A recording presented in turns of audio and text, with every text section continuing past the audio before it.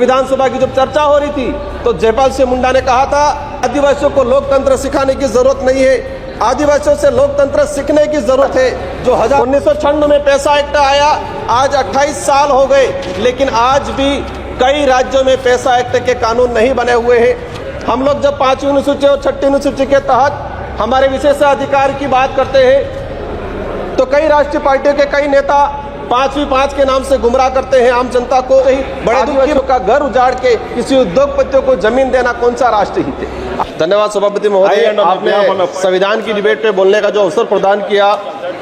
आज हमारे देश के लिए एक सबसे सर्वोच्च और सबसे शुद्ध ग्रंथ है संविधान। आज इस सदन में मैं पहुंचा हूं, कहीं न कहीं उस संविधान की मेहरबानी है और मेरे निर्वाचन क्षेत्र की जनता की मेहरबानी है। मैं संविधान को नमन करते हुए, मेरे क्षेत्र की जनता को प्रणाम करते हुए मैं मेरी बात को रखना चाहूँगा।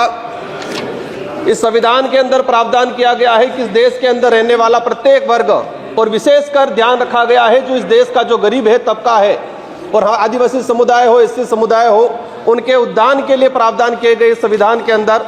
लेकिन आज बड़े दुख के साथ कहना पड़ रहा है कि 75 वर्ष हो गए, लेकिन संविधान के अंदर जो आदिवासी समुदाय के हित में जो प्रावधान बने हुए हैं, अनुच्छेद 244(1) के अंतर्गत 5वीं अनुसूची, अनुच्छेद 244(2) के अंतर्गत 6ठी अनुसूची के तहत अनुसूचित क्षेत्र, जनजाति क्षेत्र के प्रावधानों को आज तक धरातल पे लागू नहीं किया गया है। ये इससे स्पष्ट होता है कि वर्तमान या पूर्व की सरकारें जो भी रही हो, उन सरकारों को आदिवासी समुदाय के हित में और संविधान के अंदर आदिवासियों के जो प्रावधान है उनके लिए क्या मानसिकता रही है। माननीय सभापति महोदय, हम लोग जब 5वीं अनुसूची और 6ठी अनुसूची के तहत हमारे विशेषाधिकार की बात करते हैं तो कई राष्ट्रीय पार्टियों के कई नेता 5वीं 5 के नाम से गुमराह करते हैं आम जनता को। बड़े दुख की बात है कि 5वीं अनुसूची और 6ठी अनुसूची क्षेत्र में रहने वाली आम जनता को आज तक इनके अधिकारों के बारे में नहीं बताया गया, नहीं पता चला उनको। माननीय सभापति महोदय, आज रिजर्वेशन का निजीकरण किया जा रहा है, ये भी एक संविधान पे कुटाराघात है। जातिगत जनगणना की लंबे समय से मांग चल रही है, जातिगत जनगणना नहीं हो रही है, यह भी एक संविधान पे कहीं न कहीं कुटाराघात है। मणिपुर की जो घटनाएं हुई है उससे भी ये सिद्ध होता है कि संविधान पे कहीं न कहीं कुटाराघात है।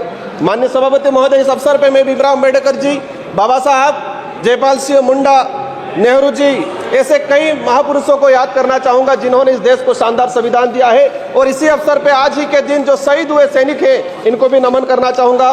संविधान के प्रावधान के तहत पैसा एक्ट आया इस देश के अंदर, 1996 में पैसा एक्ट आया, आज 28 साल हो गए, लेकिन आज भी कई राज्यों में पैसा एक्ट के कानून नहीं बने हुए हैं।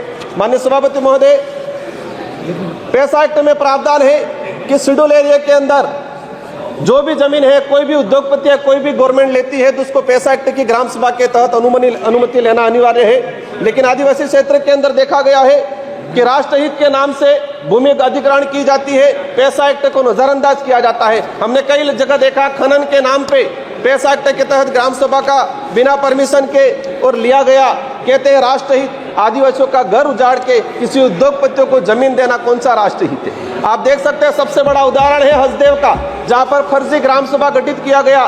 क्लियर है कि ये कहीं न कहीं पूरे संविधान की धज्जियां उड़ाने का काम किया गया है। माननीय सभापति महोदय, हम अगर देखना चाहें कि कितनी जगह पैसा एक्ट की ग्राम सभा की अनुमति ली गई, पिछले 10 सालों के अंदर कितने प्रोजेक्ट ट्राइबल इलाके में लागू किए गए और कितनी जगह पैसा एक्ट की ग्राम सभा ली गई है। 10 सालों का अगर डाटा निकाल के देखेंगे, दूध का दूध, पानी का पानी हो जाएगा और यह स्पष्ट हो जाएगा कि वर्तमान सरकारें हो या पूर्व की सरकारें हो, आदिवासी समुदाय के जो संवैधानिक अधिकार है उनके लिए कितने संवेदनशील है।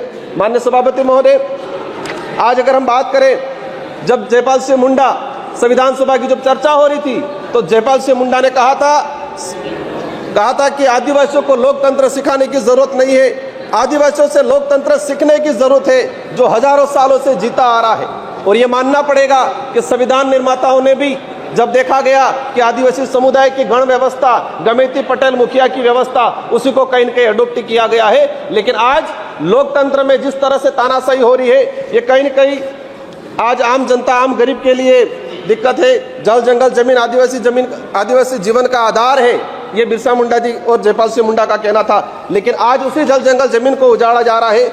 माननीय सभापति महोदय, आदिवासी समुदाय को अपना अलग एक पहचान पूर्वजों के त्याग बलिदान आधार पर आरक्षण का अधिकार मिला है। और देश की आज़ादी में अगर देखा जाए सबसे अधिक अगर त्याग बलिदान दिया गया है तो आदिवासियों का त्याग बलिदान दिया गया है, लेकिन आज उसको नजरअंदाज किया जाता है। हाल ही राजस्थान की सरकार ने ST/ST की जमीन को गैर आदिवासियों के खरीद पर अनुमति देकर ST/ST के संवैधानिक अधिकारों पे कहीं न कहीं कुठाराघात किया है। माननीय सभापति महोदय, अनुच्छेद 243 ZC के प्रावधानों की धज्जियां उड़ाई जा रही है। आदिवासियों के संवैधानिक अधिकारों को लेकर सुप्रीम कोर्ट के कई जजमेंट आए। Samatha judgment 1997, Vedanta judgment 2013, Ramareddy versus state Andhra Pradesh 1998, Kailash बनाम महाराष्ट्र सरकार 11 जनवरी 2005। लेकिन आज तक इन सुप्रीम कोर्ट हाई कोर्ट के जो जजमेंट है वो आज तक लागू नहीं किए गए हैं। आप अपन निकाल के देखेंगे जितने भी जजमेंट आए ट्राइबल इलाके के हित को लेके आज तक उनको लागू नहीं किया गया है। माननीय सभापति महोदय, हजारों वीरों के बलिदान के बाद Chota Nagpur tenancy act 1908, Santal Pargana tenancy act 1949, Wilson rules 1837, ये जो जितने भी जो एक्ट आए थे हजारों लोगों ने अपना बलिदान दिया था, इसके बाद आए थे। लेकिन देखा गया है आजादी के बाद इन किसी भी एक्ट पे कोई प्रावधान नहीं किया गया है। माननीय सभापति महोदय, मैं लास्ट 30 मिनट में आपकी बात में समझ रहा हूँ, मैं अपनी बात को रखूंगा। हमारे देश की न्याय व्यवस्था की बात करें, धन्यवाद। एट्रोसिटी की जो बात करें, देश के अंदर इतनी एट्रोसिटी हो रही है